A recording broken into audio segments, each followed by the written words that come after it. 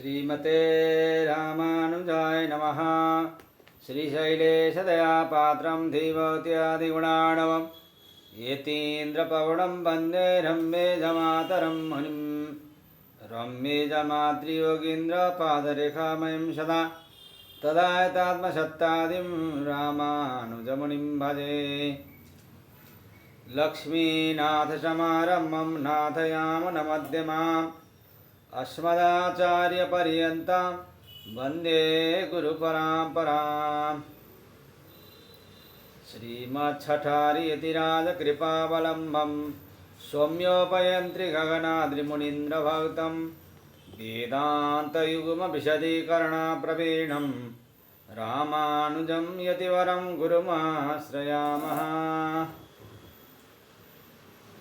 श्रीमद्काश्यपवंशमध्ये गगने श्रीचन्द्रवद्भासितं श्रीमद्वेङ्कटनाथसेवनरथं बाणाचलोपासकं श्रीमदशोधनार्यकृपया सम्प्राप्य मन्त्रादिकं वन्देऽहं बुधवर्यमाधवगुरोः पादारविन्दं सदा।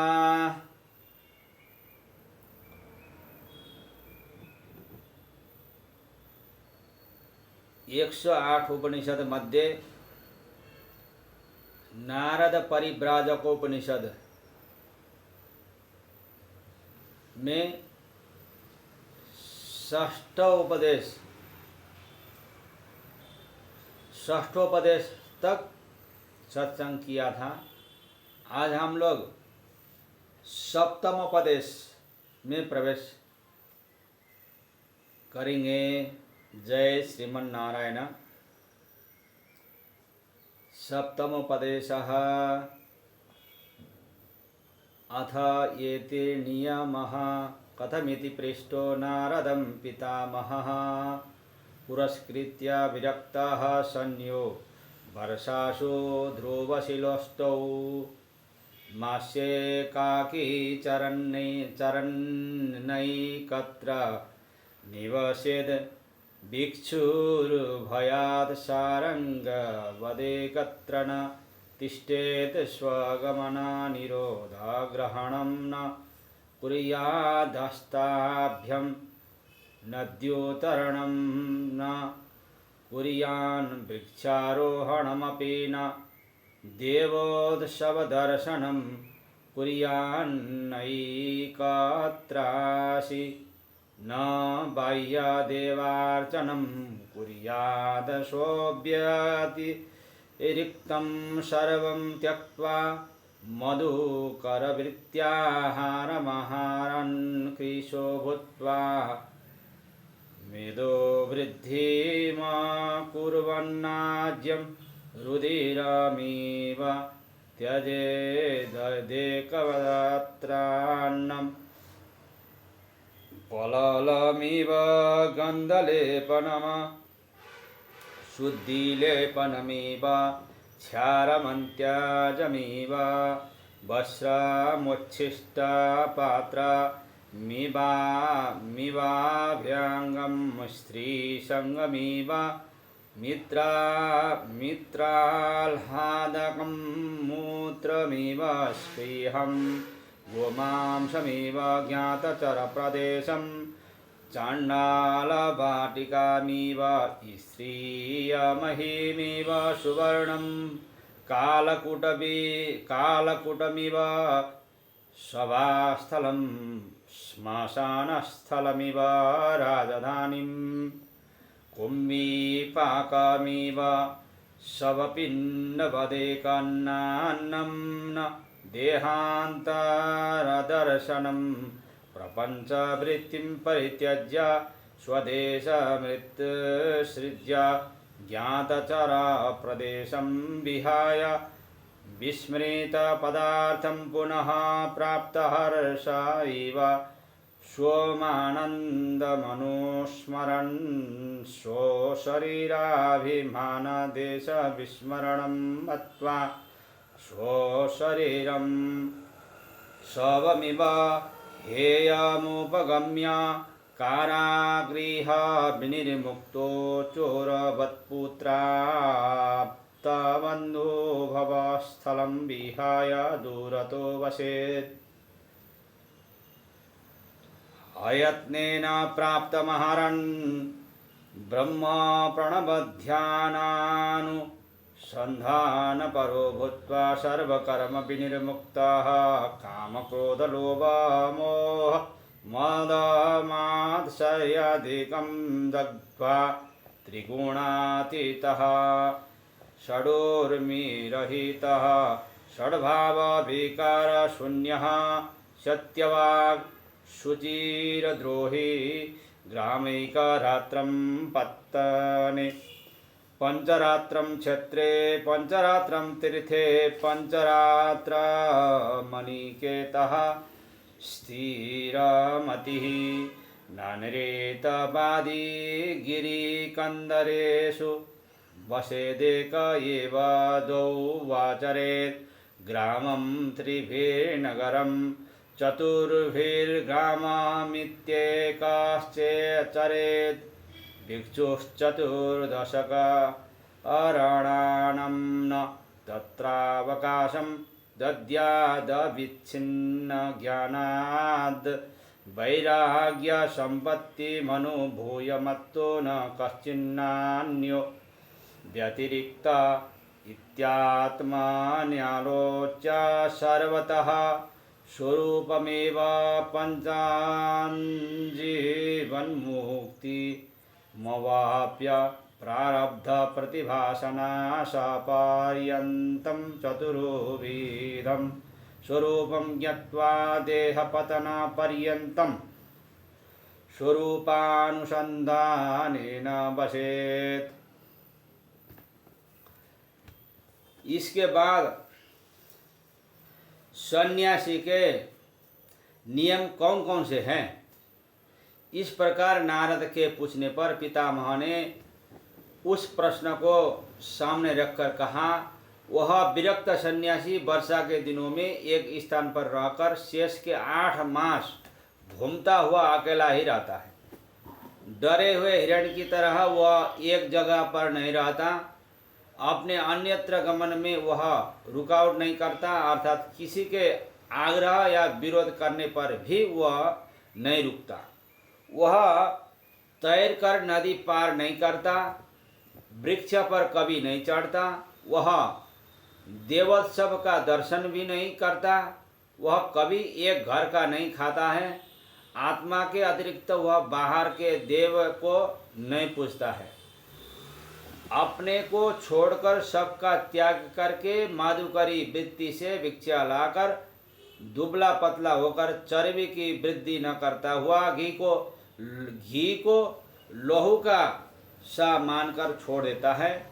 एक ही परिजन वाले घर के अन्न को मांस जैसा, इत्र आदि गंध के लेपन को अपवित्र लेपन जैसा, क्षार साबुन सोडा आदि को चांडाल का भांति, अस्पृश्य वस्त्र को उच्छिष्ट पात्र जैसा, अभ्यंग इत्र तेल आदि को स्त्री के आलिंगन जैसा, मित्रों के आनंददायक मिलन को मूत्र जैसा, स्प्रिया इच्छा शक्ति को गोमांस जैसा, परिचित प्रदेश को चांडाल के बगीचे जैसा, स्त्री को सांप के समान, सोने को कालकूट जैसा, सभा स्थल को श्मशान भूमि जैसा, राजधानी को कुंभीपाक नरक जैसा, एक घर के अन्न को मृत व्यक्ति के लिए दिए हुए पिंड जैसा जानकर इन सबों को छोड़ ही देना चाहिए। आत्मा को शरीर से पृथक देखना तथा प्रपंच वृत्ति में फंसना भी छोड़ देना चाहिए। अपने देश का त्याग करके तथा परिचित देश स्थलों से सदैव दूर रहने का प्रयत्न करना चाहिए। जैसा विस्मृत हुए पदार्थ की पुनः प्राप्ति से जो हर्ष का अनुभव होता है, उसी प्रकार अपने आनंदमय स्वरूप का पुनः स्मरण करते हुए प्रसन्नता की अनुभूति करनी चाहिए तथा जहाँ पर जाने से आत्माभिमान जागृत हो, ऐसे अभिमानजनक देश को भूल जाना चाहिए।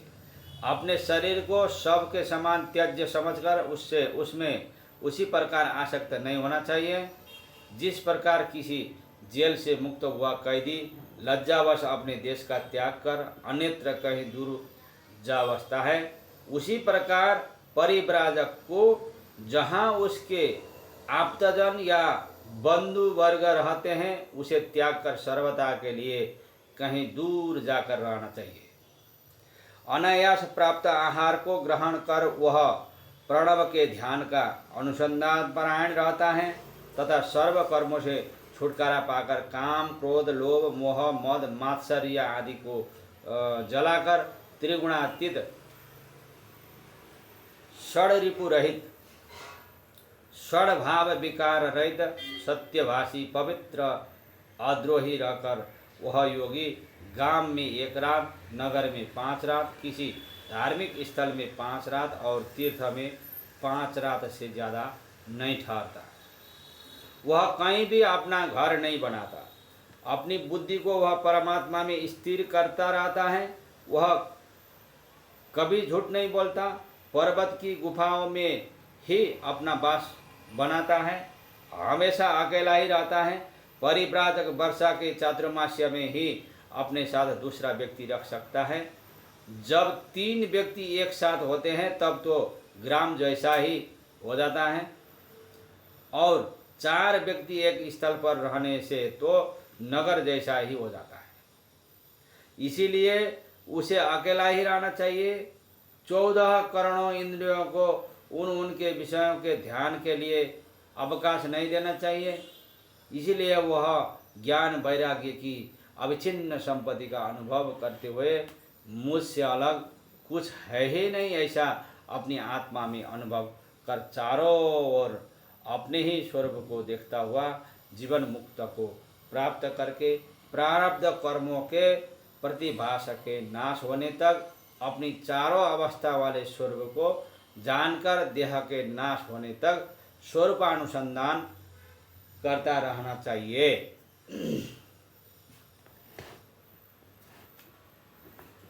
कुटीचक सन्यासी के लिए प्रातः मध्याह्न सायं 3 समय के स्नान का विधान है।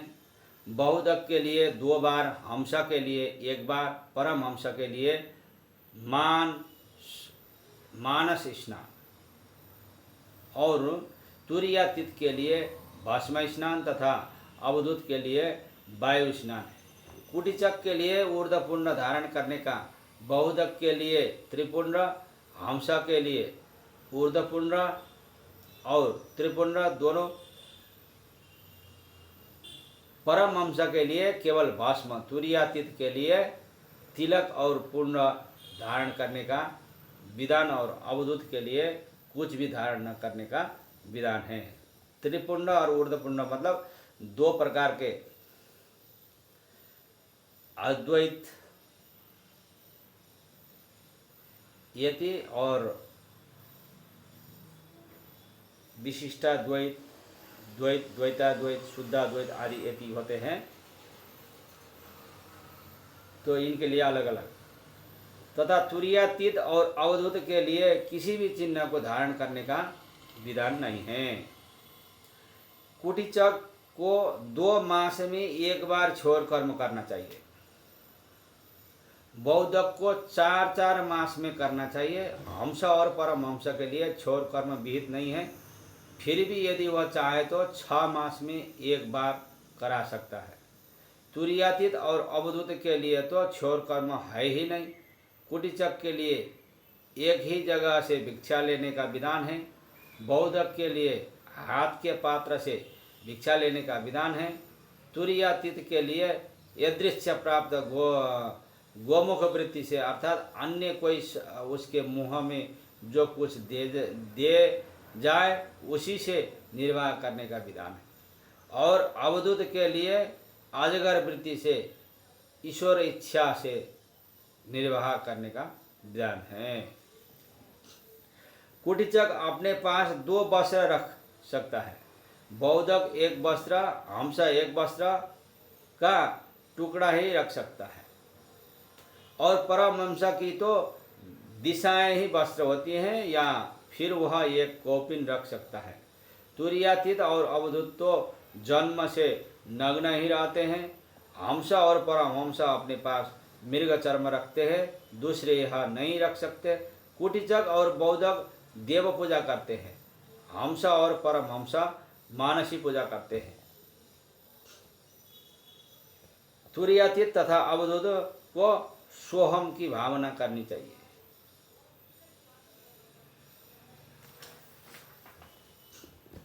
कुटिचक्र और बौद्धक को मंत्र जप का अधिकार है। हंस और परमहंस को ध्यान का अधिकार है। तुरीयातीत और अवधूत को स्वरूपानुसंधान के सिवा अन्य कोई अधिकार नहीं है। तुरीयातीत और अवधूत को महावाक्यों का उपदेश प्रदान करने का अधिकार है। परमहंस को भी यही अधिकार है। कुटिचक, बौद्धक और हंसक तीनों को दूसरों को उपदेश देने का अधिकार नहीं है। कुटिचक और बौद्धक के लिए मानुष साधारण प्रणव ओमकार का, हंस और परमहंस के लिए मानसिक प्रणव का, तुरीयातीत और अवधूत के लिए ब्रह्म प्रणव का विधान है। कुटिचक और बौद्धक के लिए श्रवण, हंस और परमहंस के लिए मनन तथा तुरीयातीत और अवधूत के लिए निधिध्यासन का विधान है। इन सभी के लिए आत्मानुसंधान की विधि तो है ही। इस प्रकार से सप्तमोपदेश भी पूर्ण हो जाता है। इस प्रकार योगी को सर्वदा संसार को पार कराने वाले तारक मंत्र ओमकार का चिंतन करते हुए जीवन मुक्त होकर विचरण करना चाहिए। योगी को अपने अपने अधिकार विशेष के अनुसार कैवल्य प्राप्ति का उपाय खोजना चाहिए। यही उपदेश है सप्तम उपदेश। अब परमेष्टि ब्रह्मा जी से नारद ने पूछा, संसार तारक मंत्र को आप प्रसन्न होकर मुझसे कहिए। तब ब्रह्मा जी ने अच्छा ऐसा कहकर कहना शुरू किया। वह संसार तारक मंत्र ओमकार है, वही ब्रह्म है, ओम ही ब्रह्म है। उसको समष्टि और व्यष्टि दोनों तरह से समझना चाहिए। नारद ने पूछा, यह व्यष्टि और समष्टि क्या है? ब्रह्मा जी ने कहा, संहार प्रणव और सृष्टि प्रलय ये प्रणव के दो अवयव है। एक ही प्रणव अंतः, वही और उभय, ऐसे तीन भागों में बटा है। प्रथम संहार प्रणव, द्वितीय सृष्टि प्रलय और तृतीय उभयात्मक। इनमें अंत प्रणव को व्यावहारिक प्रणव नाम दिया गया है। बाह्य प्रणव को आषाढ़ प्रणव कहा जाता है और उभयात्मक प्रणव को विराट प्रणव कहते हैं और संहार प्रणव को ब्रह्म प्रणव भी कहते हैं। और स्थूल आदि भेद से परिपूर्ण आकार आदि चार मात्रा वाले प्रणव को अर्ध मात्रा प्रणव भी कहते हैं। वह ओम ही ब्रह्म है। इस अंतः प्रणव को ही एकाक्षर मंत्र जानो। उसके 8 प्रकार है। यह प्रणव केवल 4 मात्राओं से ही संयुक्त नहीं है। इसके अकार, उकार, मकार, अर्धमात्रा, नाद, बिंदु, कला और शक्ति ये 8 वेदों के रूप है। ओमकार की चारों मात्राओं में एक एक के भी कई भेद है। केवल अकार ही 10 सहस्र अवयव वाला है। उकार के 1000 और मकार के 100 अवयव है। अर्ध मात्रा प्रणव भी अनंत अवयवों वाला है। विराट प्रणव को सगुण प्रणव और संहार प्रणव को निर्गुण प्रणव माना गया है। और सृष्टि प्रणव को तो सगुण निर्गुण दोनों से संबद्ध है। विराट प्रणव यथाप्लोत चारों मात्राओं की समष्टि है और संहार प्रलय फ्लूत प्लोत अर्थात चतुर्थ मात्रा से युक्त अर्ध मात्रा स्वरूप है। विराट प्रणव 16 मात्रा वाला होता है, इसे 36 तत्वों से परे कहा गया है। इस प्रणव की अकार प्रथम मात्रा है, उकार द्वितीय मात्रा है, मकार तृतीय मात्रा है, अर्ध मात्रा चौथी मात्रा है, नाद पंचमी मात्रा है, बिंदु छठी मात्रा है, कला सप्तमी मात्रा है, कलातीत आठवीं मात्रा है, शांति नवमी मात्रा है, शांत्यतीय 10वीं मात्रा है, उन्मनी 11वीं मात्रा है, मनोन्मयी 12वीं मात्रा है, पूरी 13वीं मात्रा है, मध्यमा 14वीं मात्रा है, पश्यंती 15वीं मात्रा है और परा 16वीं मात्रा है।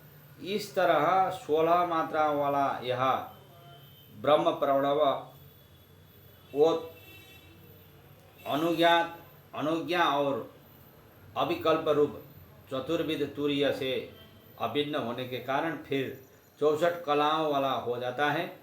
यही प्रणव पुनः पुरुष और प्रकृति के भेद से 2 प्रकार का होकर 128 मात्रा वाला रूप धारण करता है। इस तरह एक होते हुए भी प्रणव दृष्टि भेद से अनेक प्रकार से आकार और निराकार रूप ग्रहण करता है। वह ओमकार रूप प्रणव ब्रह्म अविनाशी परमात्मा तत्व सर्वाधारभूत है, प्रकाश स्वरूप है। यह ओमकार सर्व प्राणियों का ईश्वर और सर्वव्यापक है। सभी देव समूह इसी के प्रतिरूप है। सर्व प्रपंचाधार प्रवृत्ति भी इसी के गर्भ में है। यह सर्वाक्षर स्वरूप है, यही काल रूप है, यही सर्वशास्त्रमय है, मंगलकारी है, सभी वेदों में उत्तम है, यही खोजने लायक है, यही सभी उपनिषदों का स्वरूप है। भूतकाल, वर्तमान काल और भविष्यत काल तीनों कालों से परे और तीनों भुवनों से भी परे जो एक अव्यय तत्व है वह इस ओमकार का ही स्वरूप है। तुम इसी को मोक्ष देने वाला जानो। इस ओमकार का आशय आत्मा और ब्रह्म शब्द से वर्णित किया गया है। इस ब्रह्म और आत्मा को एक ही तत्व के रूप में अनुभव करके यही एकमात्र अनुपम अद्वितीय अजर अमर है, ऐसा अनुभव करना चाहिए। ऐसे अनुभव के बाद स्थूल सूक्ष्म कारण शरीरों का भी उसी ओमकार में आरोपण कर देना चाहिए। इस ओमकार में तीनों शरीर युक्त आत्मरूप पर ब्रह्म है, ऐसा निश्चय करना चाहिए। हे परंतप नारद, परब्रह्म का अनुसंधान करने के लिए जो विश्व आदि का क्रम है वह क्रम इस प्रकार है। स्थूल विराट जगत और उसका भोक्ता तथा सूक्ष्म जगत रूप तथा उसका भोक्ता होने के कारण एकमात्र आनंद स्वरूप तथा आनंद मात्रा के उपभोक्ता होने के कारण इन तीनों की अपेक्षा भी विशेष लक्षण वाला होने के कारण यह आत्मा 4 भेद वाला होता है। वह 4 पद वाला है। यह 4 पाद ही इसके 4 भेद है। इन 4 पादों में जो स्थूल पदार्थों का अनुभव करता है, विश्वव्यापक स्थूल शरीरधारी विराट है, वह वैश्वानर कहा जाता है। यह प्रथम पाद है और जो दूसरा स्वप्न स्थान में अवस्थित आत्मा है वह सूक्ष्म पदार्थों का अनुभव करता है। भू भुवा आदि 8 लोकों से युक्त है। वह भी कोई अन्य नहीं है। वह स्थूल की अपेक्षा सूक्ष्म पदार्थों का अनुभव करता है। चतुर्विध आत्मा का यह स्वरूप तेजस कहलाता है। यह भी पूर्वोक्त 8 अंगों से युक्त होता है। वह स्वप्न लोक में एकाकी ही है। इसके भी पूर्वोक्त प्रकार से 4 भेद हो सकते हैं। उसे तेजस पुरुष कहा जाता है। वह सभी प्राणियों का स्वामी हिरण्यगर्भ है। पूर्वोक्त वैश्वानर तो स्थूल है, पर यह अंतःस्थल होने से सूक्ष्म है। उसे परमात्मा का दूसरा पाद कहा गया है। जब सोया हुआ पुरुष किसी भी प्रकार की कामना नहीं करते हुए कोई स्वप्न तक भी नहीं देखता, उसको सुषुप्त अवस्था कहा जाता है। इस अवस्था में अवस्थित सुषुप्तात्मा स्पष्ट रूप से ही प्रलय अवस्था का एक ही भाव का अनुभव करता है। यह घनीभूत प्रज्ञान में लीन हो जाता है। आनंदमय है, नित्यानंदमय है, समस्त प्राणियों के अंतम में विद्यमान है, अंतर्यामी आत्मा है, जो चिन्मय प्रकाश वाले मुख वाला है। वह ज्ञात्री, अनुज्ञात्री, अनुज्ञा, अविकल्प रूप चतुरात्मा है। वह प्राज्ञ कहलाता है। वह परमात्मा का तृतीय पाद है। यह परब्रह्म ही सबका स्वामी है। यही सर्वज्ञ है, सूक्ष्मता से चिंतन करने योग्य है। यही अंतर्यामी है। यही सभी का उद्भव स्थान है। यही सबके जन्म और सबके नाश का कारण है। 3 लोक भी यही, अथवा उत्पत्ति, स्थिति और विनाश भी यही। सभी का उपाय विलय भी उसी में होता है। सभी प्रकार के उपरम शांति का बाधक भी तो यही है। जो त्रिविध जगत है वही स्वप्न है, क्योंकि वह विपरीत दर्शन ही है। यह मायामय ही है, परंतु त्रिपादों से अतिरिक्त एक चतुर्थ पाद तुरीय पाद भी है। तुरीय के भेद तुरीय में अवस्थित हो जाता है। वह सच्चिदानंदमय है। तुरीय के 4 भेद तुरीय में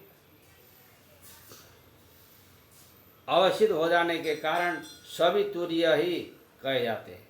ये 4 भेद होता अनुज्ञाता, अनुज्ञा और अविकल्प है।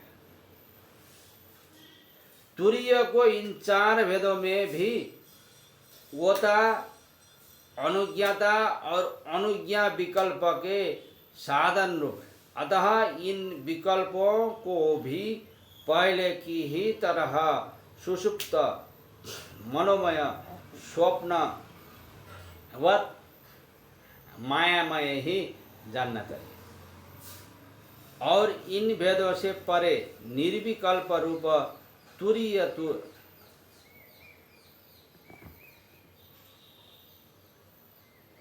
तुरीय परब्रह्म सच्चिदानंद को ही लक्ष्य करना चाहिए।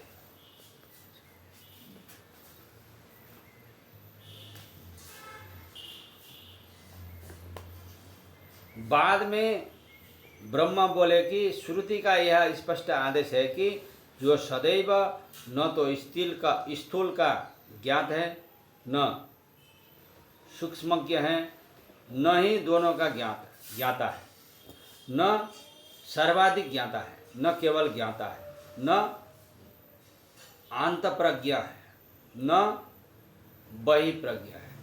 जो अदृश्य अरूप है, जो पकड़ में नहीं लाया जा सकता, जिसके साथ कोई व्यवहार नहीं किया जा सकता, जो अचिंत्य है, जो अपरिभाष्य है,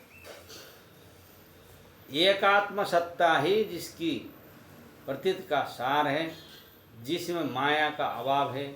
हे मुनि, ऐसा परम कल्याणकारी शांत अद्वितीय परम तत्व ही उस पूर्ण पर ब्रह्म का चौथा पाद है, ऐसा ज्ञानी जन मानते हैं।